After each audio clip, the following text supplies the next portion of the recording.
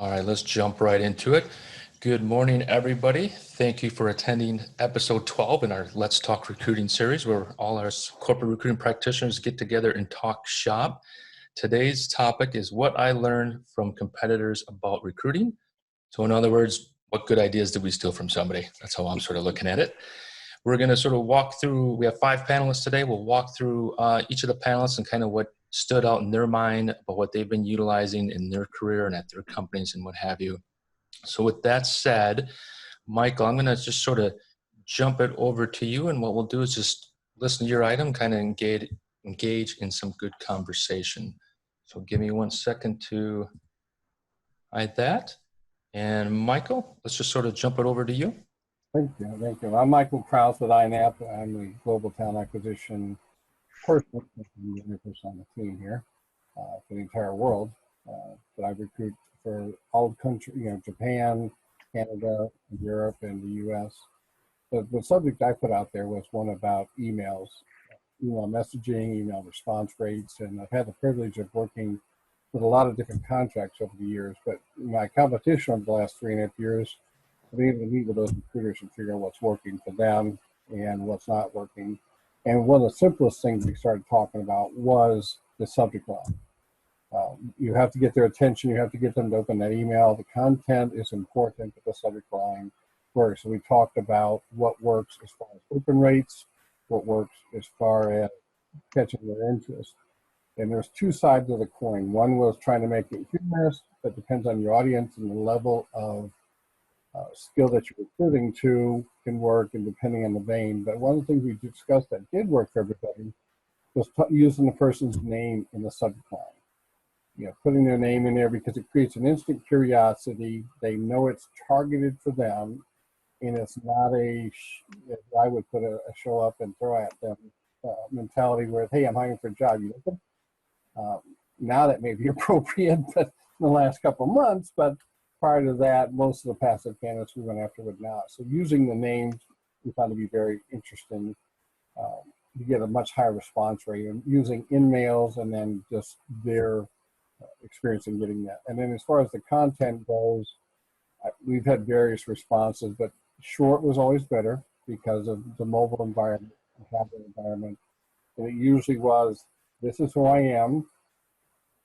I'm looking at you because, I did look at your profile, if it was LinkedIn, or I did research you on whatever forum or association, and I see you're an expert in this. You want to feed their ego.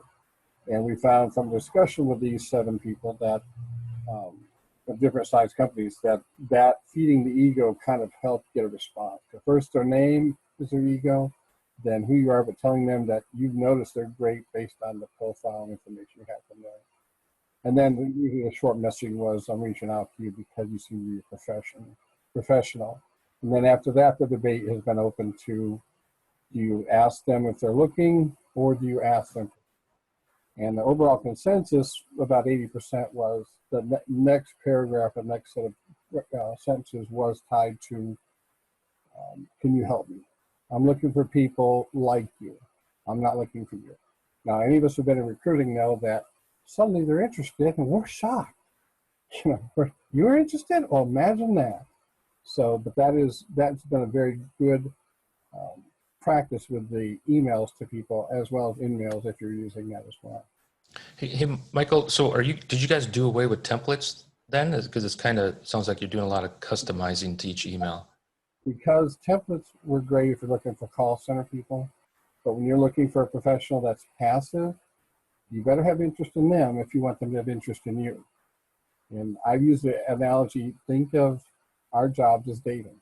You don't walk up and say, you want to get married? Yeah. You want to build up the person, you want to get to know the person, you have to establish a communication there. And first thing you do is either say hi or you say their name whenever you meet somebody. And those are establishing rapport first. And that's why we've taken away with templates. Have you ever used, like when you're spending the time to get that detail into an email, have you ever referenced the prior company that they worked at? One little trick you used to do was, who was the best person you worked with at, and then you'd put in the previous company, because they're not going to give you the best person they work with now. But kind of to your point, getting to that, hey, I'm about you and talking to you. You ever had that play that trick? Or not a trick, but tactic? Well, you want to reference where you see that. I noticed you're a great CFO at your current company. I noticed prior to that you had a long stint at XYZ company. You want to give them affirmation that you're looking at them as a career package, not at their current job. Got it. Now, tracking your open rates, are you strictly doing that in like with a LinkedIn InMail, or are you using any type of tool that tracks that? Um, the group I was talking to used primarily InMails because that was their primary target at the higher professional levels. I keep a Google Doc for myself when I'm tracking people because our ETS is not an ETS, it's a workforce. So it's not a good tool for tracking and measuring, but I keep track of everybody we do and the response. I also have a tickler file set up to where I reach out to people 5 times before I stop. There is good ATSs out there for that. There's some very expensive ones that can do that for you, but I find that if I'm targeting these people and I'm messaging these people, and I do set a cadence, and I do have reminders daily for those cadence, like call all VB candidates that have responded from 5 days ago, then 14 days, and 21 days. Got it. So your tickler file, is that, let me ask you a question around that. So in regards to like follow-up, so are the people that didn't respond, they're going in your tickler file? How are you managing kind of long-term sort of the not now but later people where, hey, call me back in September? This organization, I had a tool called Luxo, and it would work, and if somebody answered, it would take them off there. Here, unfortunately, I'm having to do that manually. But I've used an ATS called Luxo, and you can track candidates as well as clients where you set up a particular file, and then if they respond, it takes them off the list. So it keeps them on the calendar and keeps popping up for you. So I've had tools like that. The company doesn't want to invest in tools beyond what the scope of what we have right now, so using the Google Docs. And it's usually the higher level ones that you're really pursuing aggressively. And anybody else want to add to what Michael was saying? Yeah, I always tell, like, if you're in the business long term, and Michael, to your point, hey, some companies invest in tools, some don't. This just sort of came up in a previous session Marvin Smith talked about. So it's like having a traveling CRM for yourself, like at an individual level. Something's better than nothing. Alternative is spreadsheets, right? But he had I can't remember. I'll post it later. It was a free CRM that you could kind of take. It's like a digital Rolodex, right? If everybody remembers those, that you could go with wherever you were, knowing that recruiters kind of switch up companies. So to your point that, hey, every connection I make, every outreach I have, it's going with me when I go.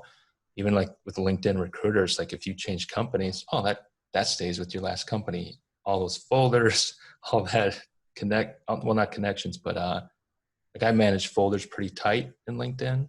But then when you leave, it's like, oh no, I lost all that information.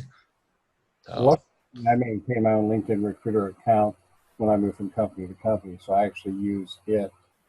It's one of the value I bring to the company is they don't have to spend that on me there. But to your point, having some type of CRM in place is good to have. I spend a lot of money on tools myself so I can work more efficiently as an individual person trying to handle a global economy there. But yeah, I'd like to be interested to see what they have that's on the free side. Because again, the other part I've had with different organizations was their security level and they're feeling their ownership of those prospects. They own them as candidates when they apply, but companies have a tendency to lean in and think they own the prospect or own the work that you do. Right. I think you're one of, well, correct me if I'm wrong, and this is sort of for everybody in the group. I don't know too many recruiters that invest in their own LinkedIn recruiter account. So props to you on that. I think to your point, it adds value and it continues your all that work that you put in before. You don't have to leave it behind. That's for sure. Usually the companies I work with and for are not that big and usually don't have that big of a budget. And usually I'm the budget. Gotcha. Excellent. All right. Let's sort of jump over to, anybody else add? Are we good on Michael's item? Sounds like it. Eric, let's sort of jump over to you and your item that you brought. Sure. So I work at Very Good Security. I'm their lead technical recruiter.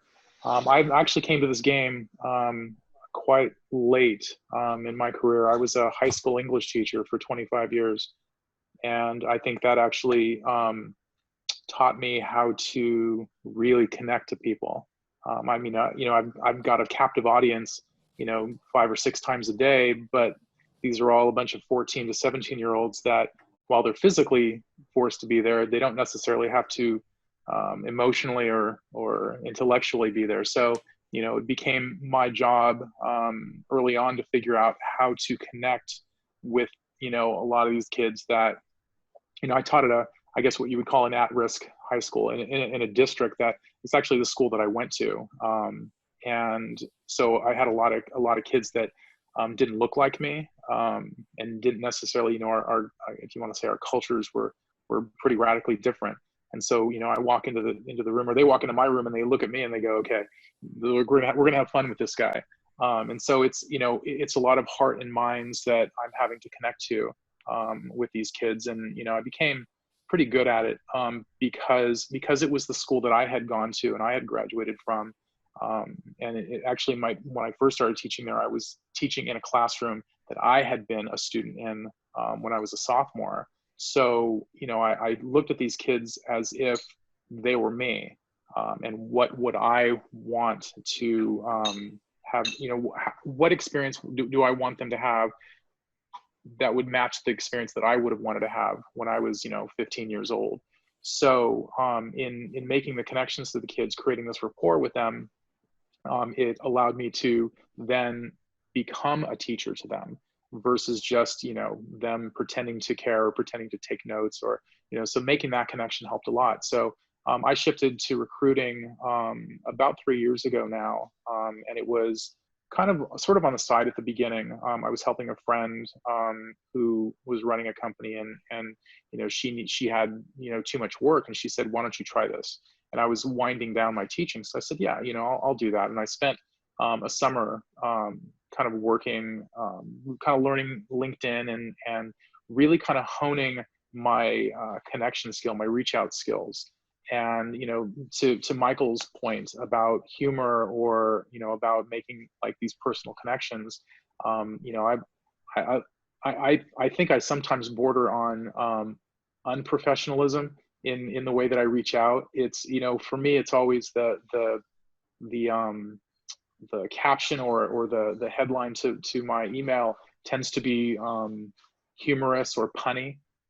So, for example, I was at Very Good Security. One of the roles that I was working on was head of security. And so my reach out line was, "Son of a breach, VGS wants you." And that's like, these are those things where every time I think of it, I go, "Oh, am I going to get away with that?" And so far nobody's ever said anything. What I do get is I get more of sort of I don't know if you want to call them congratulations, but people that, like, a lot of people that reach back, they go, "Hey, I love the humor. I love that, I love that this wasn't just a clearly a template that you were using," those kinds of things. So, in creating a rapport, then from that point, I look at my position as a position of privilege, that, I have an opportunity to help somebody out. I think about it, especially as I was transitioning careers. It was kind of one of those questions about what am I going to do? Now, I had a lot of options because, this was by choice. But a lot of people, especially in the current COVID environment, a lot of people don't have that choice. And so there is a sense of desperation. There's a sense of certainly anxiety. And so what I've always tried to do is let candidates know that this is not just a job for me, that I really am trying to help them out. It's true. Like I do feel sort of a sense of responsibility. Again, when I was leading, as a teacher, you have this sort of built-in meaning to life thing. I know that what I'm doing is helping people, kids go into life and hopefully find happiness and security and success. And so I sort of, transitioning, I want to still have that sort of, I want to have that meaning to my life, that I'm doing something that's positive, that I'm making the world a better place. And, you know, as cliche and, you know, maybe even, and, you know, trite as it might sound, it's one of the things that continues to drive me to create this rapport with people that, you know, and again, you know, recruiters, we all know this is what I learned very early on. Recruiters have kind of a bad name with a lot of people. But what I've discovered is that individually, when you speak to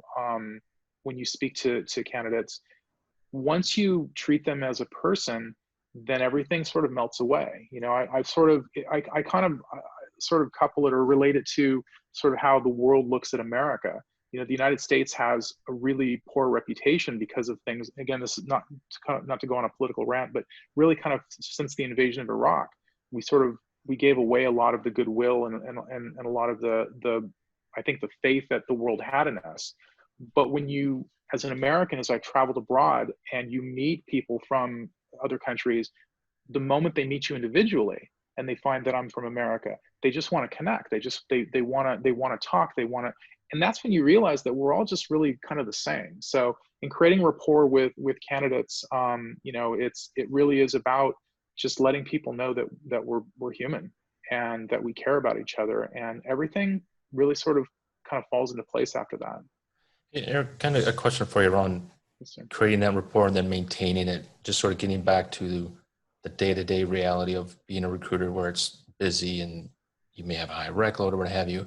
Are you maintaining that rapport through, and I'm going to get real in the dirt of it, with the written word, with emails, do you really, well, you got to get on the phone to establish that rapport? Or are you able to kind of, from one English major to another, establish that with the written word, so to speak?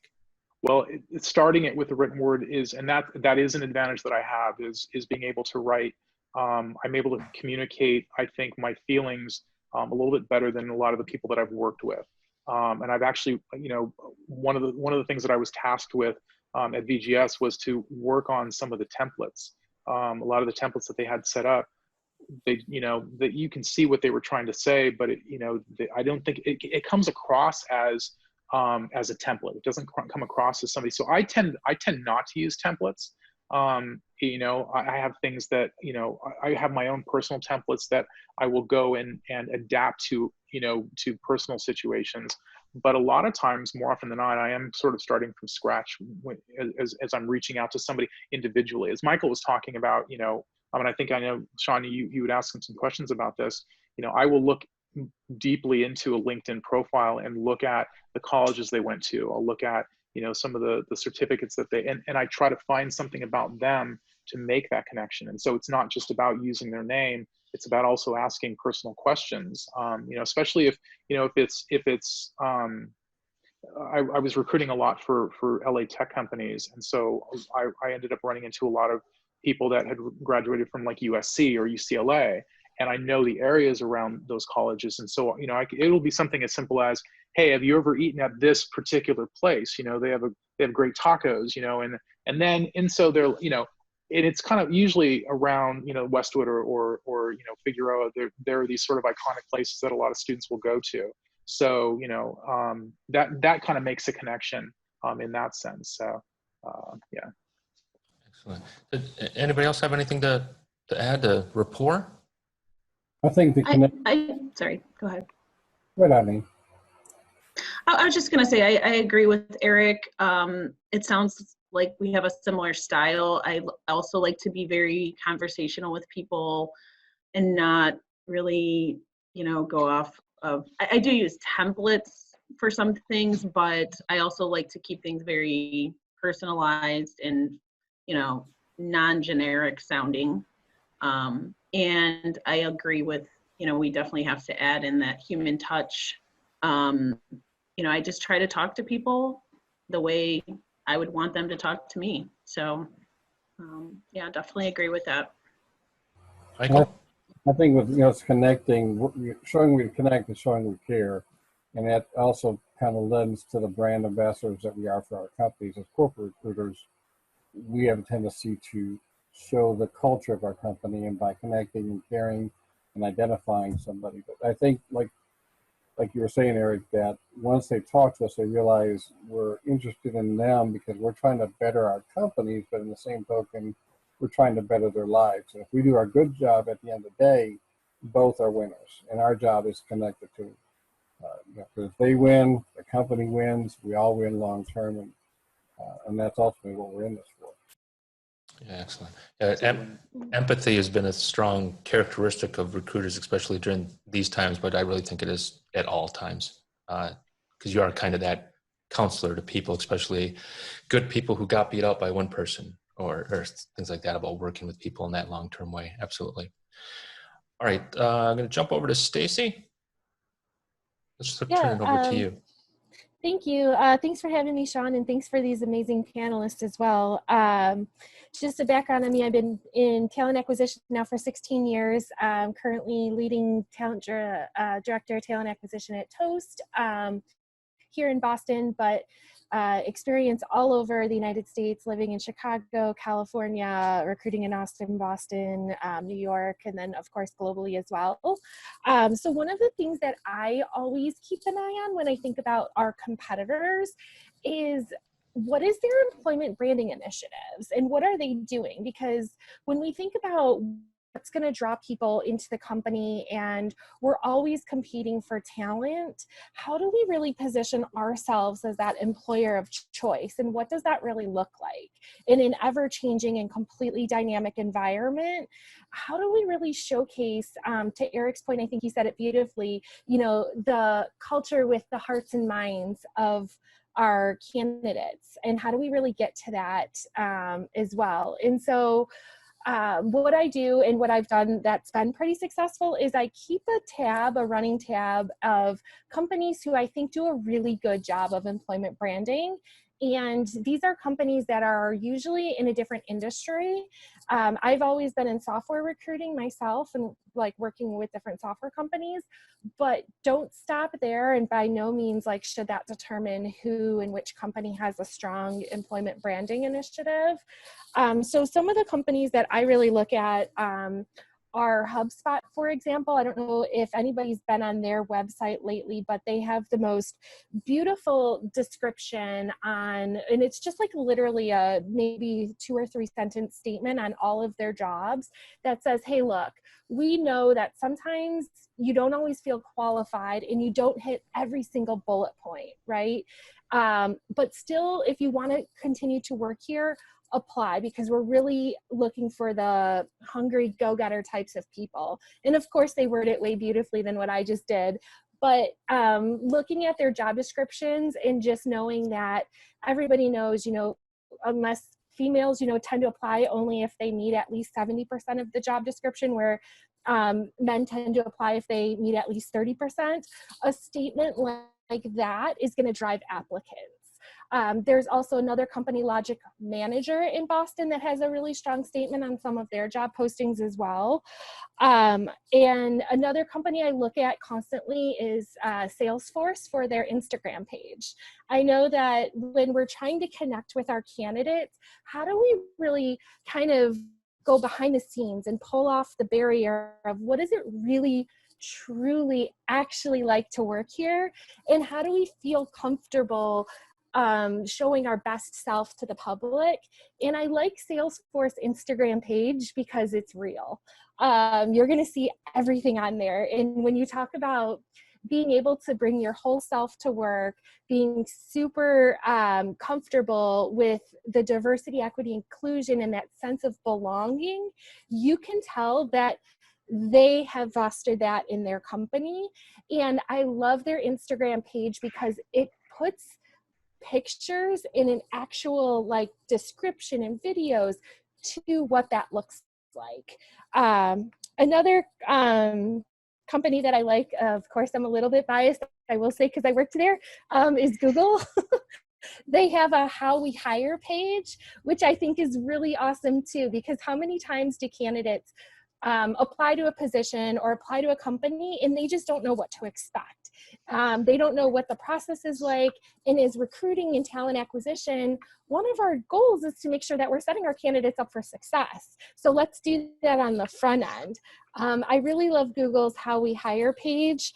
And then the last company that I like to really keep a close tab on is, this might shock some of you, but PwC, PricewaterhouseCoopers. They do an awesome job of showcasing their culture. I really love their, when you click on their careers page, on the bottom right, you don't even have to do anything, but it just clicks and pulls up why was PwC right for you? And it just starts playing this video on the bottom right corner, and it cycles through a few different employees from different departments. So you're going to see somebody, if you stay on the page long enough, who is probably in the department that you're working on. And of course, what speaks to them might be different than what speaks to a candidate or to you as a candidate. But it really showcases that just right off the bat. And then they also went one step further, and they have a whole page dedicated to why PwC. So why is this good for you? And it talks more about like the perks, the benefits, the culture, the inclusivity, the sense of belonging, which I think is super important. You know, when we think about what makes employers stand out and what each employer's competitive advantage is, you're not going to win necessarily by just mass mailing and doing a whole volume game, right? It's going to come down to that intangible culture, getting to, again, the hearts and minds of your candidates, and being able to showcase that is really, really important. Stacey, you think that's now a matter of just a requirement for a lot of majority of candidates to have that? I think our candidates are, yeah, definitely expecting that from us. You know, as employers, we try to be as transparent as possible, but, you know, that's a really great question, Sean. I think before it used to be, well, we'll just, you know, get to know our employers based on the people who we interview with. But now what is it? Candidates are searching at least 6 or 7 different media outlets and channels before they even apply to a job. And it's becoming definitely a requirement on employers to be able to showcase different parts of their culture in different ways that are highly interactive.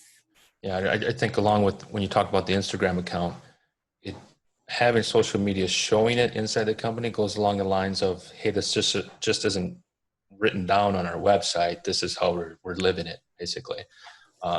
Exactly. Kind of to Eric's point, times are a little bit different now with COVID and all the turmoil, but when things get back to normal, I think that piece of, hey, you need to meet these bars of these candidates, especially with young candidates, and then those hard to fill, like developers, right? They can be picky, right, when you're in that kind of demand. So that's excellent to see. At Universal Music, we invested a lot in our D&I program, and it wasn't just for candidates and employees, but artists that signed with the music labels wanted to see it. And if they didn't, they weren't going to your label. So it became business essential to show that and be that type of diverse company. Yeah. Right. Excellent. Did anybody want to add to Stacey's piece? All right. You have to be candidate empathy is the core of all good corporate recruiters, because if you don't have a good candidate program and candidate first mindset, even though we have to be company oriented, it's not going to matter. And if we can show that empathy and we can show that interaction and what the jobs are, I think in Atlanta, Home Depot has a great video on every job they have. And if you apply to it, you want to work there just based on how they react, you know, and how they interact with each other and the pride they have in their roles. So again, our candidate empathy, we also have to have our company show they care as well. Excellent. Excellent. Aaron, let's sort of jump over to you. Hi, Sean. Thanks for having me on the call today. And my name is Aaron Beam, everybody. I am a talent acquisition manager currently in the nonprofit sector. Just like Eric, my first career was not in recruiting. It actually was the retail sector. But working in retail, obviously, you have a lot of aspects of recruiting. But my last 6 years have really been in the talent acquisition area. And everything that Stacey, Michael, and Eric said is spot on for the candidate experience, right? Building that rapport, kind of engaging the candidate. How do we attract them? And I think as recruiters, we tend to do that really well. It wasn't until probably a year into my recruiting that I was talking to a colleague at another agency, and I was like, do you ever wonder what happened to the candidate after they started? And it was just very nonchalant. She's like, well, I just call them and check in.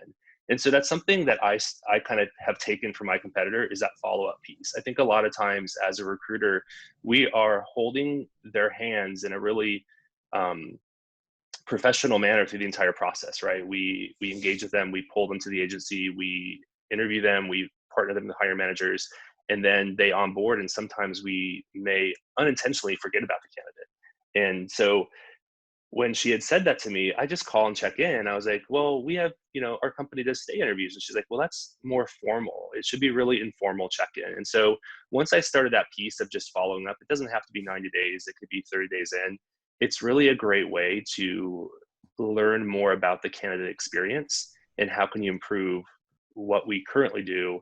And then also it's a great way to kind of see, are we appropriately advertising the job we're recruiting for? And it's a great way to kind of, in my role, it's very unique.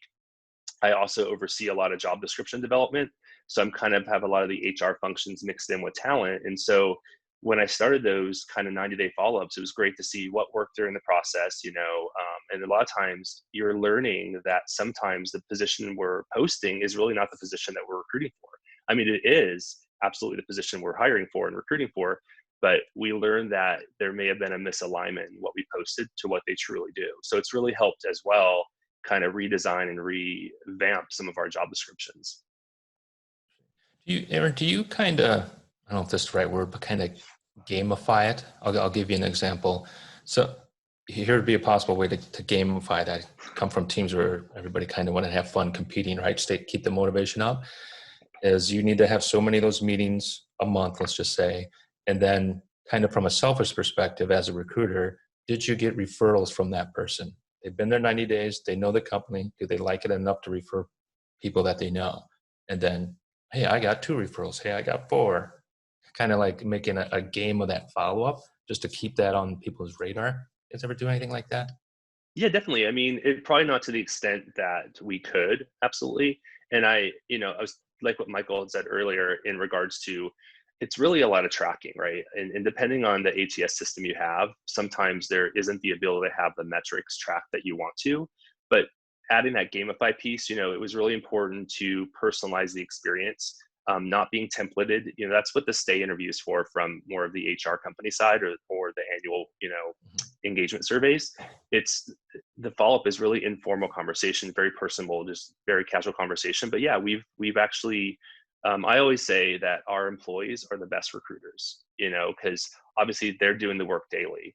And if we don't tap into our resources, which is our employee referrals, we really can have a hard time growing our business. And, I'm currently in the nonprofit sector, really working in mental health, social services. So it's and also in nonprofit social services, sometimes we're not as competitive with those larger organizations in healthcare. So we really have to be kind of strategic. And so absolutely, gamify it. I always say it's who do you know? And I think Eric might have said it earlier, or maybe Michael, in how addressing the email of maybe not necessarily trying to reach that specific candidate, but who do you know that's interested in the role? And like that, like who's the best person you worked for at this company, if you're trying to attract talent. But I know I kind of strayed from your question, so I apologize. But yeah, definitely, I think there's the ability to make it a little bit more kind of tracking and metric driven. Yeah, I'm always trying to figure out ways to stay motivated in corporate recruiting, because old agency days, it's easy money, right? So in corporate recruiting, you obviously have to have a love for the role, but even with that, hey, give me some little side motivators. So hey, we got a question from the attendees. This is back to you, Aaron. When there are discrepancies in what that job was posted and what the job actually is that they've learned 90 days in, kind of to your point about the job descriptions, how do you handle that?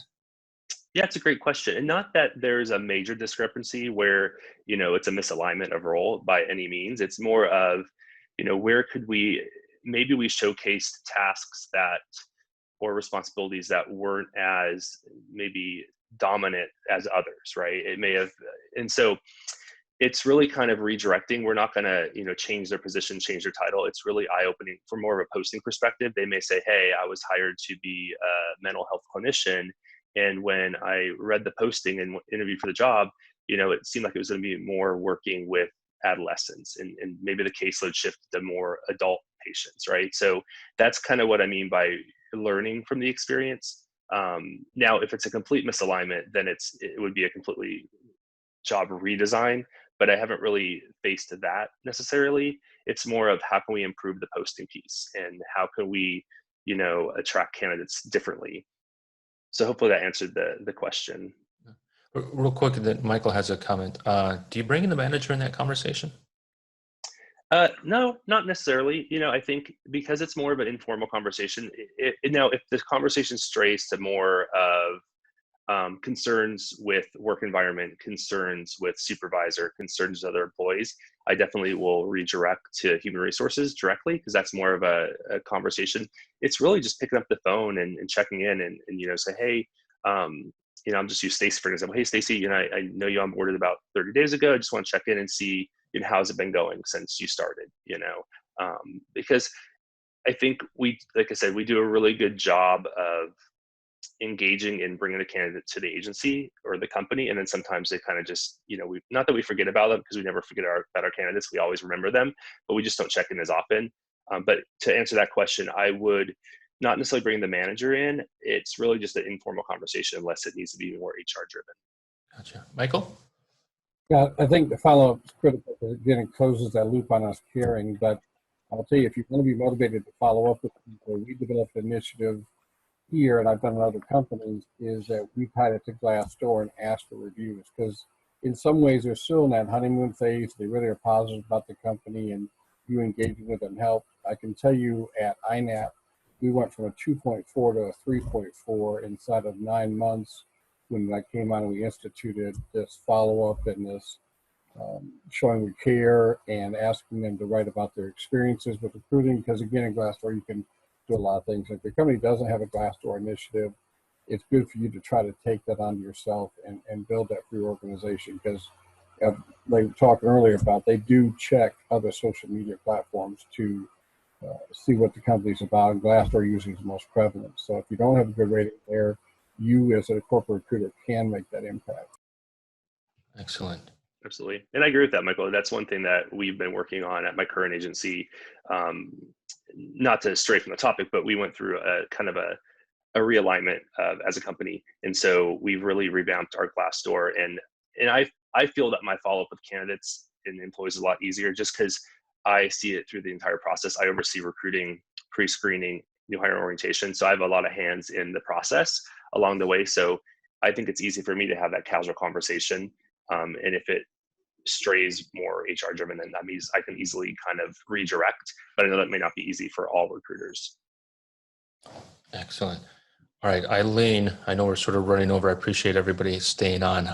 You popped off like, oh no, she left. I'm so sorry. Right. No. So I'll try to keep it brief. So I'm Eileen, and I've been in the recruiting industry since 2007.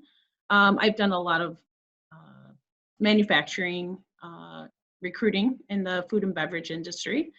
And, one of the topics I wanted to talk about is, as far as competitors go, is I think it's important to document and keep track of, what our competitors are doing or not doing.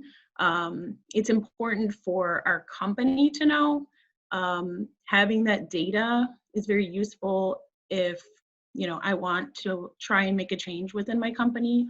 So if I want to go to our director or our VP, having that data and being able to say, hey, this is, what this company's doing. This is what everyone's doing. We're not doing this, or maybe we are doing this, but how can we do this better? Because again, we do want to be the employer of choice. It's also very useful in leveraging candidates and making sure that they're taking the job that is most beneficial for them.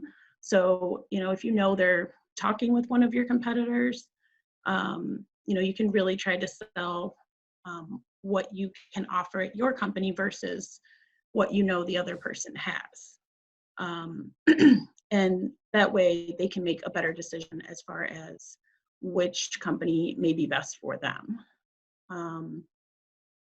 Sometimes I'll talk to a candidate and they're like, I have a job offer on the table, and they'll tell me the benefits that they're getting offered, and I can try to sell ours knowing that ours is way better, for example. So it's really just knowing what's out there and being able to sell what you can offer, and hopefully they can make a better decision. Eileen, quick question for you. It kind of goes back to the conversation on Michael and where do we keep things? So I use an Excel spreadsheet for that. Okay, and do you share it with your team?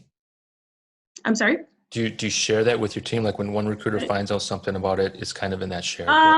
No. I just kind of hang on to that, in case I need it for, like I said, if let's just say, we're not doing something that our competitors are doing, I can use that as data to show, look, we should be doing this. Everybody's doing this. Why are we not? So you can't always just go and say, hey, everybody's doing this without any data. So it's important to be able to show, your findings. Yeah, I'm going to differ with you on that one. I say share it with the team as soon as you find that little piece of info. Yeah, you definitely can. I mean, we all talk amongst each other, and I have no problem, sharing it with the team. But obviously, if you want to make some changes, within your company, it's important to have that. And that's really the reason why I started doing that. Gotcha. So let me ask you a question, and this may go down a path that we don't want to go to, but when it comes to finding out information. So a lot of places, hey, my manager's not paying market. Well, what's market? You got to find out what market is, right? Knowing what your competitors pay, that's really good information to have when you need it. Now, I don't know the specifics of the law, but my understanding is now when you ask what the pay rate is at a company, that company has to tell you if you're applied. Does everybody know what I'm talking about? Am I way off on that?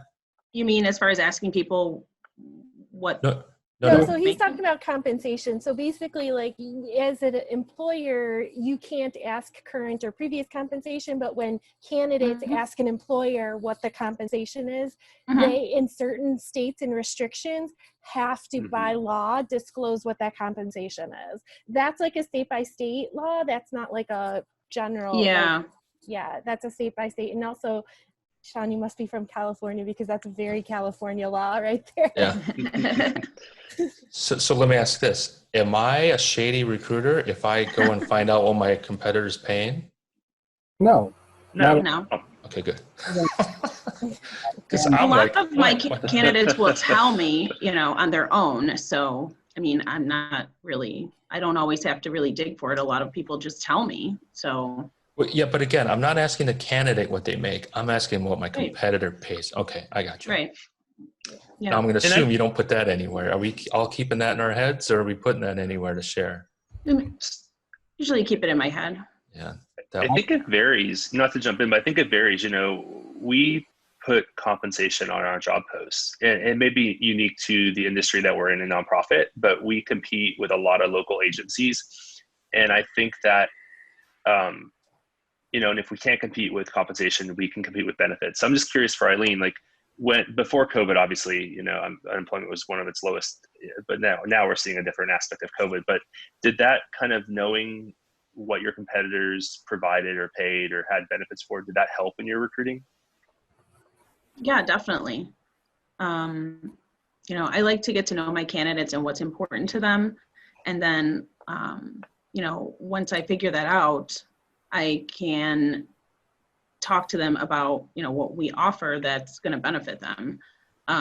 If I know they work at a company that has horrible benefits and that's really important to them, it's easier for me to leverage our benefit package and talk to them about that. And because it's not always about money, obviously we know that. And, you know, we can talk about other things that are important to them. You know, if it's the culture and I know, oh, they work at XYZ company and it's a disaster over there, you know, that's something then I'll focus on and tell them about at our company. So it's really about knowing what's out there, knowing the candidate and what they're really looking for, and then being able to, you know, talk about how your company can provide that.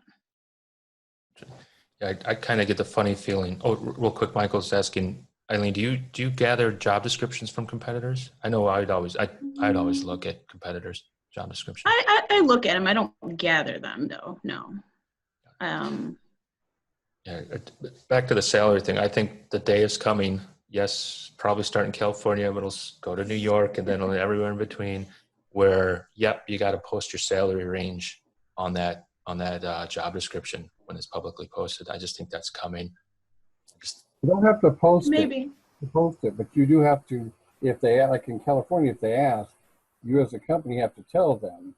You know, some states are like that. You don't have to post it. It helps the attraction when you post, but you don't have to tell. But if in California, you can't, or anywhere, you really can't ask what they make. That's what they expect. But if they ask you, in states like California, you're mandated. You have to tell them. Yeah, right, Michael. You don't have to post it now. I'm saying in the future. I bet you do. It'll just be part of the game. And I don't know if that's a good thing or bad thing. I think it kind of depends on your perspective. I think the reason behind that is the whole pay disparity between men and women, I think is kind of the argument. And Sean, this is Aaron again. I think that, you know, I've had success with posting the starting pay on our postings. And I think it's been a success because in California, and I work for a California agency, we can't ask, you know, what they currently make. And neither should we, right? I agree with that. We shouldn't have to ask them, but posting the rate kind of helps to individuals self-disqualify. So if they know we're paying X amount and they're looking for X amount and it's not within our range, then, you know, they're not going to apply and we're not going to put them through a process. And maybe we would never waste anyone's time, but we're not going to put them through a process that may not be a benefit to them. Gotcha. All right. I know we've gone a little long. Sorry about that. Any last additions to any of the topics or just in general? All good? All right. So again, I appreciate all the panelists for coming and talking to this. I kind of have a funny feeling that I may have titled this session wrong because I think these are things that you guys mostly came up with, not necessarily got from somebody else, but so be it. All great topics, conversations. I appreciate it again. Thanks for all the attendees, and I'll let everybody go. Have a good day and have a good rest of the week, everybody. Thank you. Thank you. Bye-bye.